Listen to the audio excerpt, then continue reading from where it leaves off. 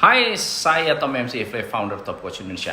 Teman-teman, saya dapat banyak sekali request untuk membahas tentang cryptocurrency dan juga pembahasan yang mendasar tentang cryptocurrency. Jadi hari ini saya akan menjawab beberapa pertanyaan yang menyangkut cryptocurrency yang belum sempat saya jawab dari video-video saya lainnya. Hari ini saya akan membahas tentang yang namanya altcoin atau alt season. Kenapa ini penting? Karena di masa alt season Anda akan cuan banyak.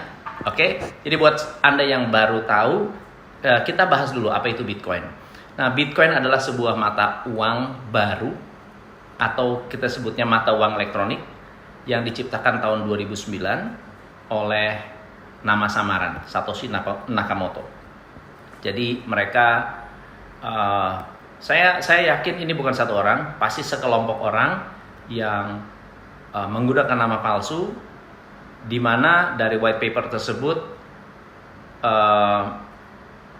kelebihan dari Bitcoin adalah transaksi tanpa perantara. Lalu siapa yang memverifikasi? Yang memverifikasi adalah miners, dan setiap kali miners bisa memverifikasi dan menciptakan blok-blok baru, miners akan dapat reward dalam bentuk Bitcoin. Makanya banyak sekali miners yang kaya-kaya zaman dulu. Main Bitcoin bisa beli mobil, beli Ferrari gitu ya. So, Bitcoin itu efektif karena menggunakan sistem peer-to-peer, tetapi sistemnya nggak bisa bekerja tanpa blockchain. Nggak bisa jalan dia kalau nggak ada blockchain. Justru blockchain itu adalah teknologi lama yang digunakan Bitcoin untuk tujuan baru. Nah, yang menarik adalah ada yang namanya altcoin. Apa itu altcoin? Altcoin adalah kombinasi dari dua kata, alt dan coin. Alt artinya alternatif, coinnya adalah Bitcoin. Alternatif coin selain Bitcoin. Cara kerja Bitcoin dan altcoin basically sama. Kedua-duanya punya kode, berfungsi sebagai sistem peer-to-peer, atau sebagai komputer raksasa yang bisa memproses informasi transaksi pada saat yang bersamaan, dan cara kerjanya secara umum ya sama dengan Bitcoin. Ini juga mata uang kripto menggunakan private key, kemudian Anda bisa mengirim uang atau koin dari satu dompet ke dompet lain dan seterusnya. Nah, yang jarang sekali dibahas oleh teman-teman di luar sana adalah tentang jenis-jenis altcoin. Bisa jadi kita tahu altcoin begitu banyak, tetapi kita nggak paham bahwa altcoin itu banyak jenisnya. Minimal ada 4 jenis yang saya bisa share ke teman-teman. Nomor 1 adalah altcoin yang mining base, ya, mining base. Namanya mining berarti caranya bisa dengan menambang seperti Bitcoin. Nah, sebagian besar mata uang kripto berbasis mining atau penambangan menggunakan proof of work atau POW, dan di sistem ini menghasilkan koin baru dengan memecahkan algoritma matematika untuk membuat blok. Nah, contohnya misalnya Litecoin, Monero, Zcash itu juga menggunakan berbasis mining, XRP gitu. Yang kedua, altcoin namanya stablecoin. Stablecoin namanya juga stable. Jadi sifatnya menjawab atau menyelesaikan masalah altcoin atau cryptocurrency yang volatile. Naik turunnya, wah, mengerikan. Beli di atas bisa jatuh di bawah gitu, itu serem banget. Jadi mereka mencari patokan dengan menggunakan aset yang nyata. Misalnya contohnya US dollar, ya, logam mulia, atau mata uang kripto lainnya. Itu yang disebut stablecoin. Nah, gunanya stablecoin ya karena volatilitasnya rendah, bisa dipakai sebagai alat transaksi yang stabil. Nah, kalau masalahnya kalau Anda pakai Bitcoin sebagai alat transaksi yang rutin, misalnya kita beli bakwan pakai Bitcoin. Hari ini satu Bitcoin 600 juta, ya 600 juta. Wow, iya kan? Terus besok Bitcoinnya naik, harga bakwannya kan tetap, betul nggak ya? Tapi kesannya kok jadi lebih mahal kalau saya beli bakwan setelah harga Bitcoinnya naik. Kalau harga Bitcoinnya turun, yang dagang bakwan yang bingung. Dulu saya satu Bitcoin 600, sekarang satu Bitcoin cuma 500, rugi dong gitu. Jadi volatilitasnya mengganggu transaksi. Jadi stablecoin digunakan pada dasarnya untuk, ya kalau nggak ada US dollar ya pakai aja USDC. Kemudian yang ketiga adalah security token. Nah, ini yang saya kira banyak dibahas karena mirip dengan sekuritas.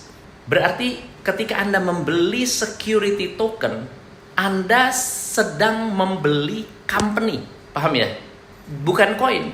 Kalau Anda mining, karena dipakai, ada yang harus di-verify, ada miners yang memverifikasi bloknya atau menciptakan blok baru atau koin baru.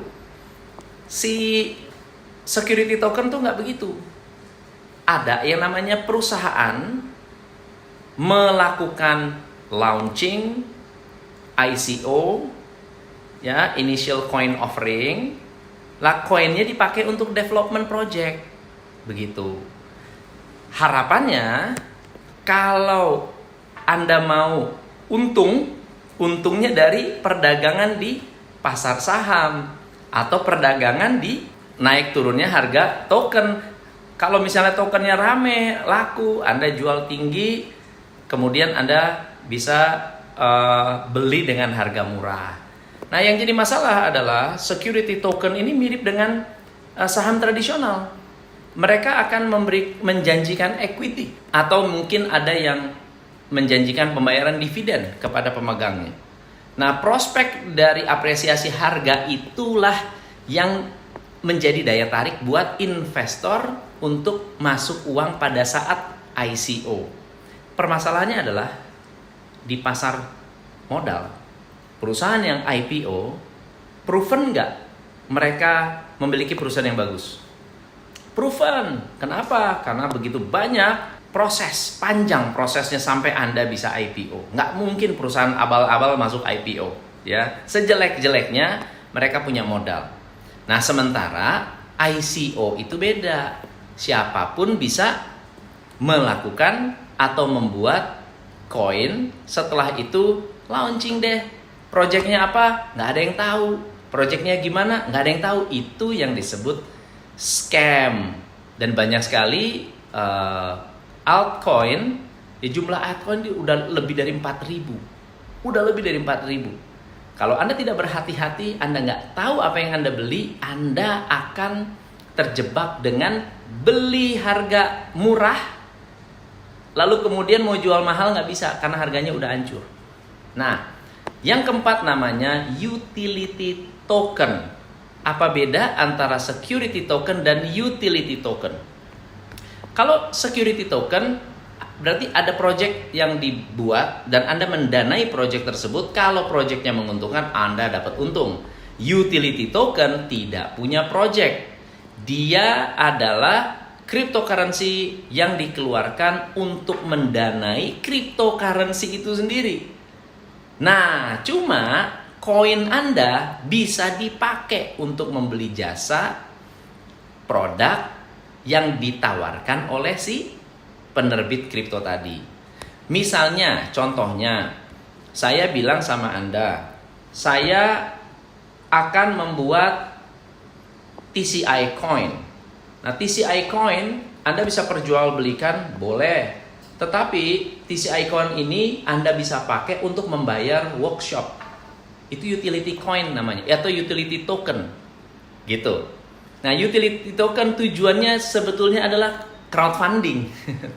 Tujuan besarnya adalah crowdfunding, ya, seperti GoFundMe, ya, Kickstarter, project lain, project yang masuk kategori utility token adalah Ripple. Ripple mengeluarkan XRP, Hara mengeluarkan HART, Storica mengeluarkan STQ, Vexanium mengeluarkan VEX. Ini Cardano mengeluarkan ADA dan lain-lain sebagainya. Nah, yang harus kita perhatikan teman-teman, ada yang namanya altcoin season. Altcoin season adalah masa di mana 50 altcoin atau lebih memiliki kenaikan lebih tinggi dari kenaikan harga Bitcoin dalam masa yang sama. Misalnya dalam waktu 30 hari atau 90 hari atau 60 hari. Nah, biasanya selama 1 tahun altcoin season sudah terjadi. Saya nggak tahu, 2021 sudah terjadi. Kita harus nunggu altcoin season berikutnya. Di mana misalnya koin-koin tertentu, misalnya contoh Bitcoin di April di 2021, Bitcoin itu hanya naik 88% dari 471 ke 790 juta.